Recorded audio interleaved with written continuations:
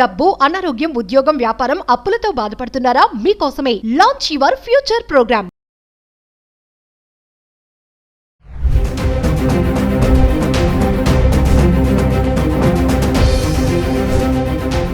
నమస్తే, welcome back to Suman TV. లేటెస్ట్గా news చూసుకుంటే మాదాపూర్లో మరి మదర్ బర్త్డేకి పార్టీ చేసుకోవడానికి వెళ్ళిన పిల్లల పైన దొంగలు చేసినటువంటి అఘాయిత్యం ఏంటంటే ఆ బాబుని చంపేయడం జరిగింది. అసలు మరి పేరెంట్స్ ఎంత జాగ్రత్తగా ఉంటున్నారు? పిల్లలు పార్టీలు, మరి బర్త్డే పార్టీ అని, ఆ పార్టీ ఈ పార్టీ అని చెప్పినప్పుడు ఎక్కడికి వెళ్తున్నారు పిల్లలు, మరి ఏంటి నువ్వు ఎక్కడ పార్టీ చేసుకుంటున్నావు అని అడిగే పేరెంట్స్ ఎంతమంది ఉన్నారు? మరి ఈరోజు చూసుకుంటే ఆ తల్లి యొక్క బాధ మామూలుగా లేదు. యంగ్స్టర్ మరి దొంగలు చేసినటువంటి పని, మరి ఒక్కసారి దీని గురించి మాట్లాడుకుందాము. నమస్తే జవేరియా గారు. నమస్తే నవీన గారు. జవేరియా గారు, మరి చూసుకుంటే లేటెస్ట్గా న్యూస్ ఏంటంటే మాదాపూర్లో మదర్ బర్త్డే పార్టీ అంట. ఫ్రెండ్స్తో వెళ్ళాడు, అక్కడికి దొంగలు రావడం జరిగింది. ఇన్సిడెంట్లో ఏం జరిగిందో, ఇద్దరి మధ్య గొడవ, అబ్బాయిని చంపేసి వెళ్ళిపోయారు వాళ్ళు.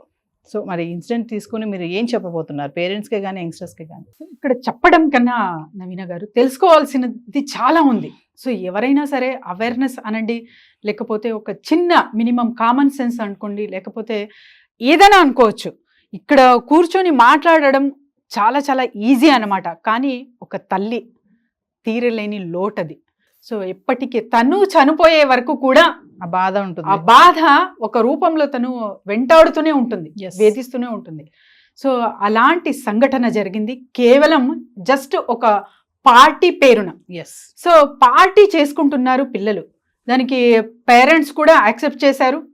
ఏదో అమౌంట్ కూడా ఇవ్వడం జరిగింది. అది కామన్గా జరుగుతుంది. నా పిల్లలైనా మీ పిల్లలైనా సో ఏదైనా పార్టీ చేసుకుంటారంటే ఓకే, హ్యాపీగా చేసుకోండి, సమ్ అమౌంట్ ఇస్తాము అండ్ జాగ్రత్త కూడా చెప్తాము, ఎక్కడ ఏంటి అని అడుగుతాము. సో మరి ఈ విషయంలో, ఈ సంఘటన జరిగిన విషయంలో ఎంతవరకు పేరెంట్స్కి ఎక్కడ పార్టీ జరుగుతుందో, అందులో ఎవరెవరు ఉన్నారు ఏంటి అన్న సంగతి తెలుసా తెలియదా, ఫస్ట్ థింగ్.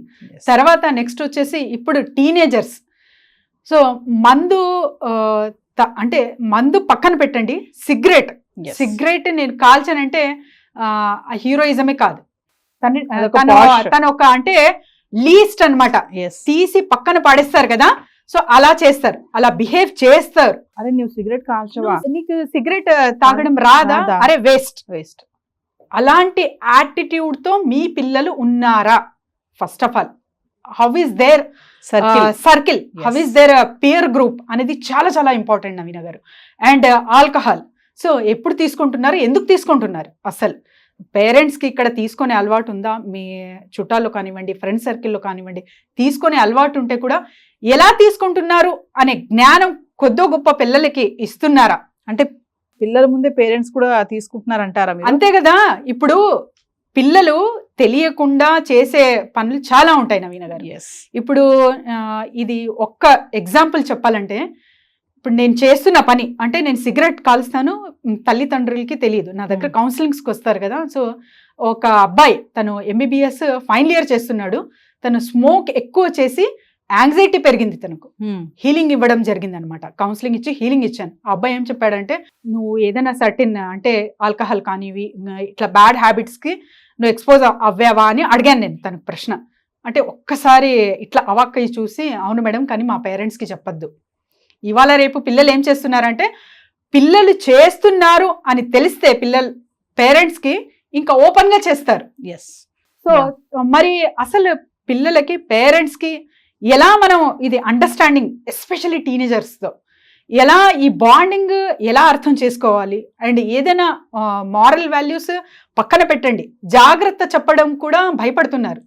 ఏదో కొద్దో గొప్ప చెప్పడం జరిగిందంటే కొంచెం వాయిస్ లౌడ్ చేసి సూసైడ్ అటెంప్ట్స్, గట్టిగా చెప్పడం, డిప్రెషన్ లోకి వెళ్ళిపోవడం.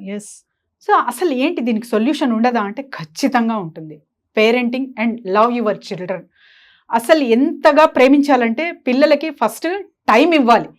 నేను పిల్లల్ని ప్రేమిస్తున్నానంటే ప్రతి ఒక్కటి ఎంకరేజ్ చేయడం కాదు, వాళ్ళ తప్పుల్ని కూడా సరిదిద్దాలి. అండ్ వాళ్ళ పీర్ గ్రూప్స్ ఎలా ఉంది, సో ఎవరితో వాళ్ళు వెళ్తున్నారు వస్తున్నారు, స్కూల్ కానివ్వండి, కాలేజ్ కానివ్వండి, సో జాబ్ చేస్తున్నప్పుడు కూడా ఎవరెవరు వాళ్ళ ఫ్రెండ్స్, వాళ్ళ నేమ్స్ మీకు గుర్తుకున్నాయా? పేరెంట్స్కి ఎస్పెషల్లీ. సో ఏ టైంలో ఎక్కడుంటాడు మా అబ్బాయి, ఒక ఊర్లో లేదు, సో వేరే ఊర్లో చదువుకుంటున్నాడు, లేకపోతే జాబ్ చేస్తున్నాడు, ఈ టైంకి ఎక్కడుంటాడు అన్నది క్లారిటీ ఇవ్వగలరా? చాలా మంది అంటారు కదా మేడం, వీడు ఎలాంటోడో చెప్పాలి అంటే ఫ్రెండ్స్ని చూసి చెప్పొచ్చంట.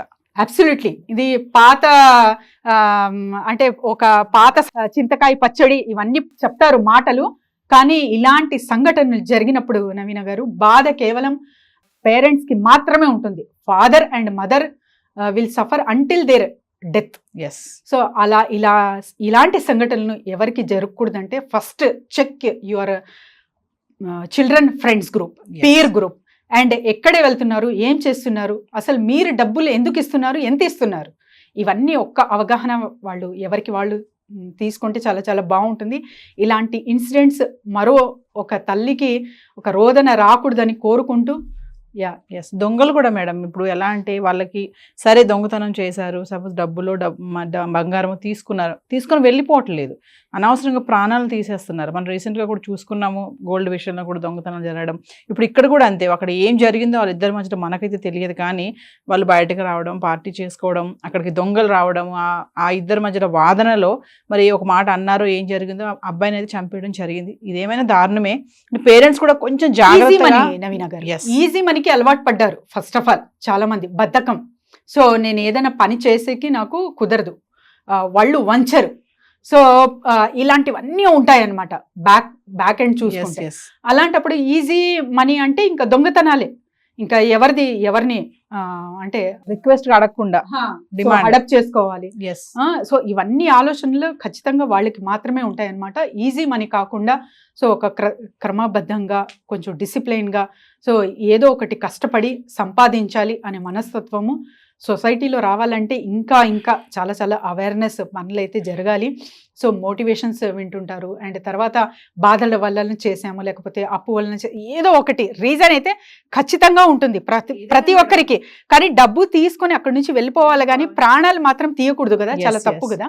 ప్రాణాలు తీయడం అనేది చాలా దారుణమైన విషయమే. ఏదైనా పేరెంట్స్ కూడా కొంచెం జాగ్రత్తగా ఉంటే బాగుంటుంది. ఎస్ నవీన గారు, thank you ma'am. Thank you.